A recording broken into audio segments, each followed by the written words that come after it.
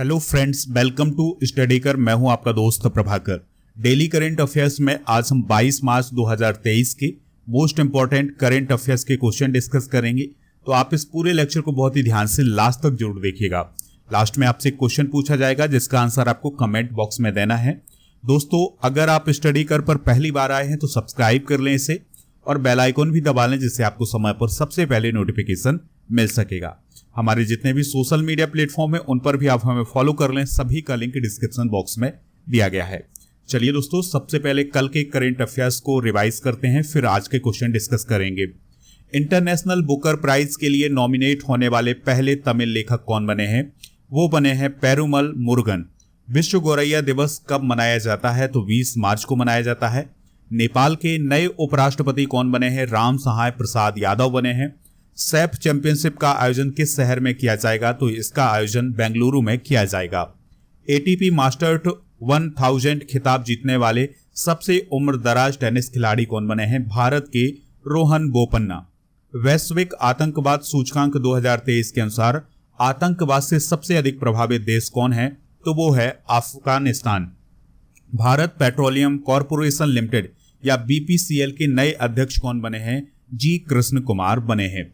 पूर्वोत्तर सीमांत रेलवे या एनएफआर के अनुसार किस राज्य में पहली बार इलेक्ट्रिक ट्रेन चलेगी? तो ये ट्रेन जो है मेघालय में चलेगी। कहां एशिया का सबसे बड़ा ट्यूलिप गार्डन जनता के लिए खोला गया है? जम्मू कश्मीर में। विश्व मौखिक स्वास्थ्य दिवस कब मनाया गया है? तो यह 20 मार्च को मनाया गया है। तो दोस्तों, ये थे कल के करंट अफेयर्स के क्वेश्चन। चलिए आज का पहला क्वेश्चन डिस्कस करते हैं। अंतरराष्ट्रीय वन दिवस कब मनाया गया है? यानी वर्ल्ड फॉरेस्ट डे कब सेलिब्रेट किया गया है? तो दोस्तों, इसका आंसर होगा 21 मार्च को। हर साल यह दिवस 21 मार्च को ही मनाया जाता है। दोस्तों, वनों के बारे में या फॉरेस्ट के बारे में लोगों को अवेयर करने के लिए यह दिवस मनाया जाता है। 2012 में इसकी घोषणा की गई थी, फिर इसके बाद 2013 में यह पहली बार मनाया गया था।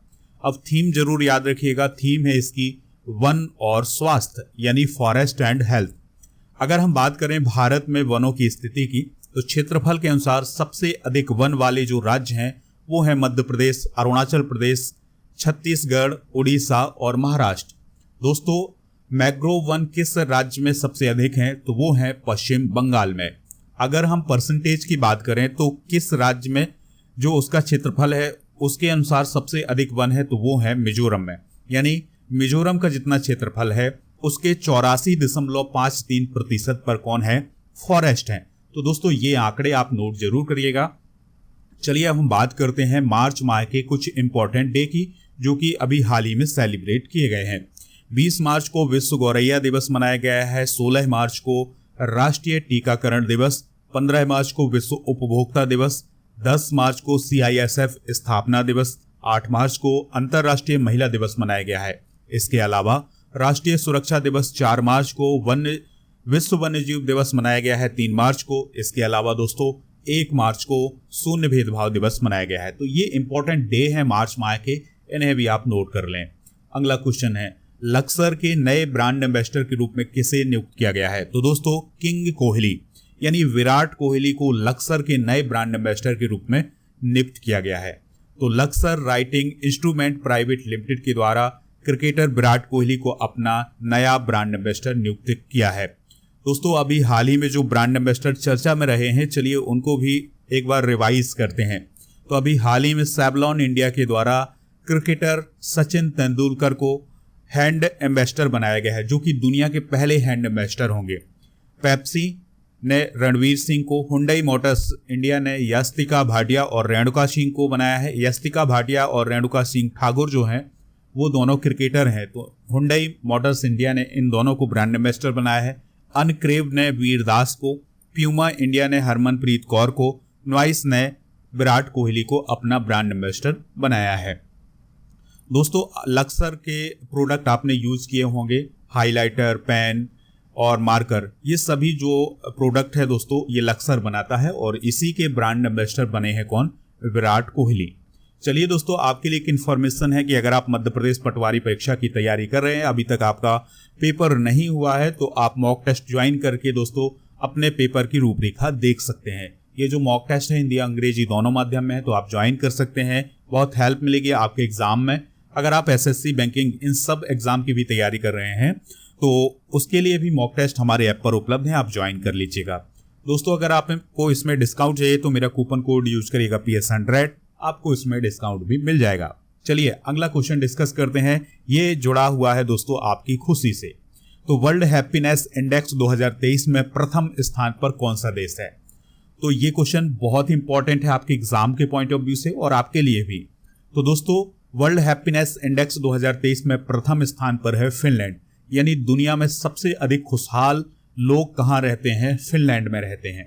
ठीक है, तो दोस्तों ये जो वर्ल्ड हैप्पीनेस इंडेक्स अभी जारी किया गया है, इसको यूनाइटेड नेशन के सस्टेनेबल डेवलपमेंट सॉल्यूशन नेटवर्क के द्वारा जारी किया गया है।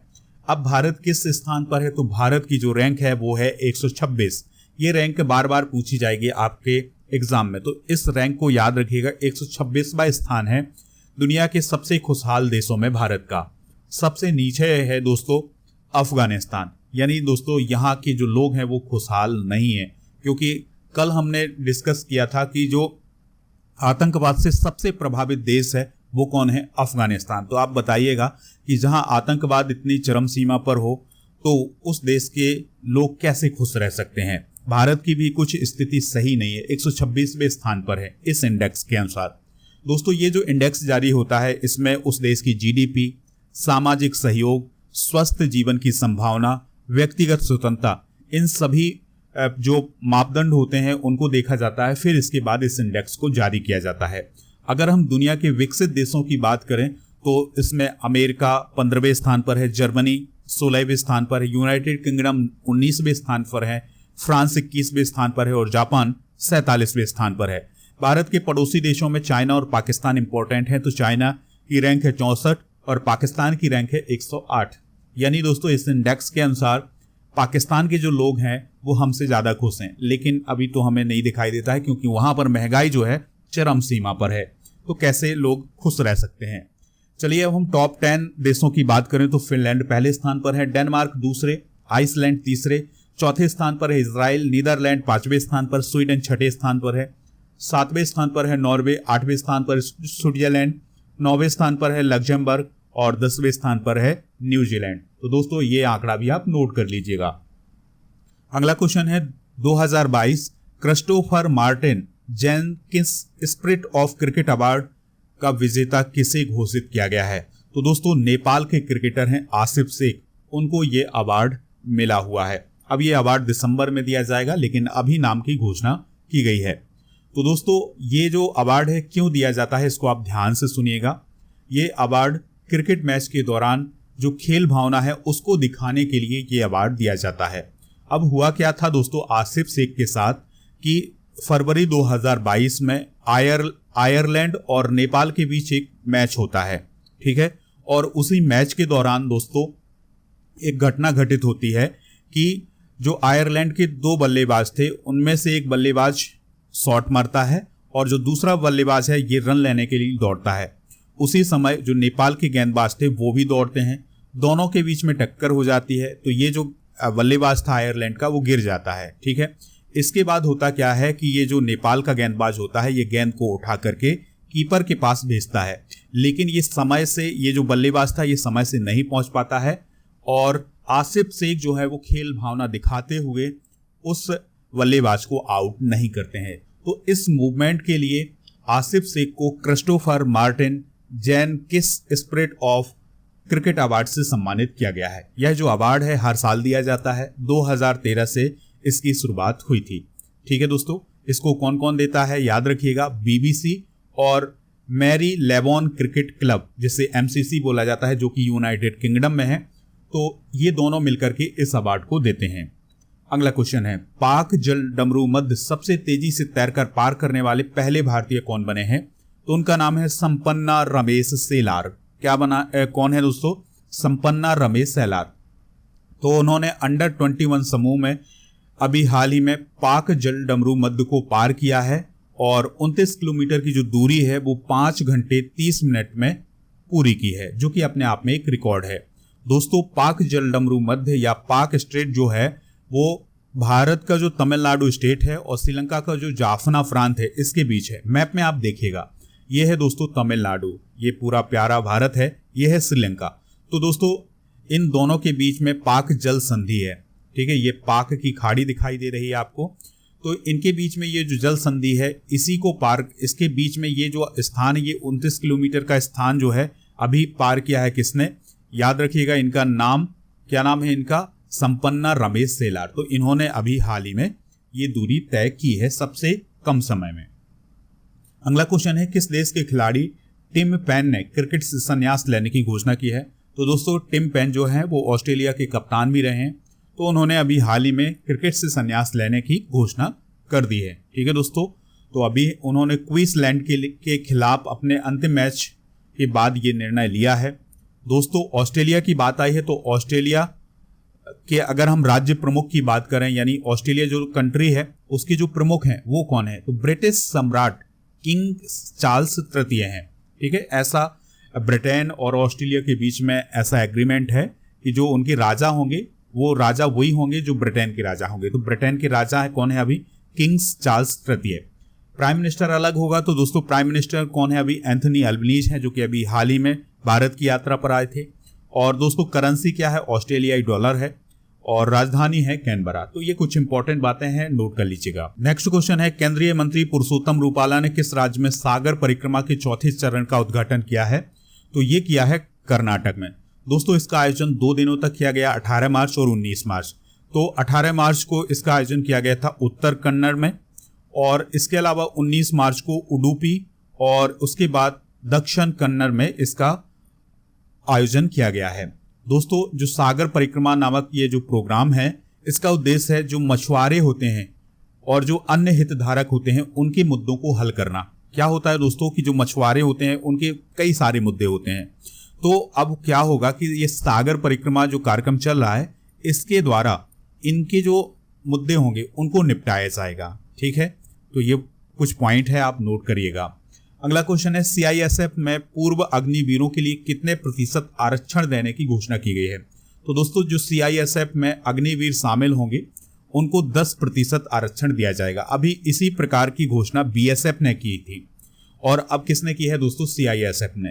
तो जो अग्निवीर अभी सेना में भर्ती हो रहे हैं, जब वो 4 साल बाद आएंगे दोस्तों, तो उनको इन सभी फोर्सेस में भी एक विशेष प्रकार का आरक्षण मिलेगा, 10% आरक्षण दिया जाएगा। याद रखिएगा इनकी आयु सीमा में छूट दी जाएगी और शारीरिक दक्षता में भी छूट मिल जाएगी, ठीक है। तो दोस्तों जो अग्निवीरों का पहला बैच होगा, इनको 5 साल की आयु में छूट दी जाएगी, और फिर इसके बाद जो अगला बैच होगा दोस्तों, दूसरा बैच होगा, तीसरा बैच होगा, उसको 3 साल की छूट दी जाएगी आयु सीमा में। तो ये कुछ इंपॉर्टेंट पॉइंट है, नोट कर लीजिएगा। सीआईएसएफ की बात करें तो दोस्तों 1969 में इसकी स्थापना की गई थी। इसके वर्तमान महानिदेशक हैं सीलवर्धन सिंह, मुख्यालय है नई दिल्ली, और यह गृह मंत्रालय के अंतर्गत काम करता है। और भारत के जो महत्वपूर्ण सरकारी अवसंरचना परियोजना है, जो प्रोजेक्ट चलते हैं भारत सरकार के, उसकी रक्षा करता है। और जो औद्योगिक भवन है उनकी सुरक्षा करने का काम किसका होता है, सीआईएसएफ का होता है। अगला क्वेश्चन है, 5वां पोषण पखवाड़ा भारत सरकार के किस मंत्रालय के द्वारा शुरू किया गया है।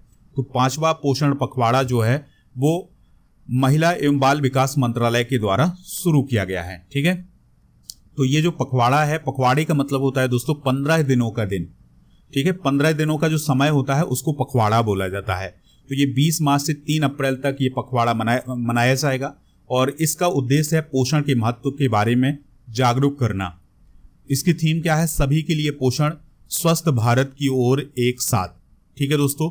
पोषण अभियान की बात करें तो 8 मार्च 2018 को प्राइम मिनिस्टर नरेंद्र मोदी जी के द्वारा इसे शुरू किया गया था। अब आपको बताना है दोस्तों एक क्वेश्चन का आंसर, महिला एवं बाल विकास मंत्री कौन है वर्तमान में, तो उनका नाम जो है कमेंट बॉक्स में जरूर बताइएगा। चलिए अगला क्वेश्चन डिस्कस करते हैं, कॉटन कॉरपोरेशन ऑफ इंडिया के सीएमडी कौन नियुक्त हुए हैं। तो दोस्तों कॉटन कॉरपोरेशन इंडिया के सीएमडी अभी हाल ही में बने हैं कौन, ललित कुमार गुप्ता। कौन बने हैं दोस्तों, ललित कुमार गुप्ता। तो सीसीआई के सीएमडी बने हैं ललित कुमार गुप्ता। वह 1994 में सीसीआई से जुड़े हैं, वहां से काम कर रहे हैं। दोस्तों अगर हम बात करें कॉटन कॉरपोरेशन ऑफ इंडिया की, तो ये कपड़ा मंत्रालय के अंतर्गत काम करने वाला एक सार्वजनिक क्षेत्र का उपक्रम है। इसकी स्थापना 1970 में की गई थी। दोस्तों कॉटन की बात करें, अगर हम कपास की बात करें तो ये काली मिट्टी में उगता है, ठीक है। इसे सफेद सोना भी कहा जाता है। और दोस्तों जो गुजरात है सबसे अधिक उत्पादन करता है। अगर हम पूरे विश्व की बात करें तो कॉटन का सबसे अधिक उत्पादन अमेरिका में होता है। तो ये भी आप इंफॉर्मेशन नोट कर लें। आज के जनरल नॉलेज के पिटारे में हम रेलवे जोन के मुख्यालय डिस्कस करेंगे। इसमें हम 8 कर रहे हैं। बाकी आने वाले समय में दोस्तों पूरे जो रेलवे जोन है उन सभी के मुख्यालय हम डिस्कस करेंगे। तो उत्तर रेलवे का जो मुख्यालय है वो कहाँ है? नई दिल्ली में है। उत्तर मध्य रेलवे का मुख्यालय कहाँ है? प्रयागराज में है। पूर्वोत्तर रेलवे का मुख्यालय गोरखपुर में। पूर्वोत्तर सीमांत रेलवे का मुख्यालय है गुवाहाटी में। पूर्वी रेलवे का कोलकाता में। दक्षिणी पूर्वी रेलवे का कोलकाता में। उत्तर पश्चिम रेलवे का जयपुर में। पश्चिम मध्य रेलवे का जबलपुर में। तो दोस्तों ये मुख्यालय भी कई बार एग्जाम में पूछ लिए जाते हैं, इनको आप नोट करिएगा। अब आपसे एक क्वेश्चन पूछा जा रहा है जिसका आपको आंसर कमेंट बॉक्स में देना है। लक्सर के नए ब्रांड एम्बेसडर के रूप में किसे नियुक्त किया गया है? विराट कोहली, अनुष्का शर्मा, रणवीर सिंह या सूर्य कुमार यादव? जो भी इसका राइट आंसर हो कमेंट बॉक्स में जरूर बताइएगा। पीडीएफ डाउनलोड करिएगा हमारे ऐप से। ऐप का लिंक डिस्क्रिप्शन बॉक्स में दिया गया है। तो दोस्तों डेली करेंट अफेयर्स का जो पीडीएफ है वो आपको वहीं पर मिलता है, तो आप वहां से पीडीएफ जरूर डाउनलोड करिएगा। लेक्चर पसंद आया हो तो आप इसे लाइक कर दें। इसके अलावा आप इसे शेयर भी कर दें सभी दोस्तों को, सभी सोशल मीडिया प्लेटफॉर्म पर। जय हिंद, वंदे मातरम।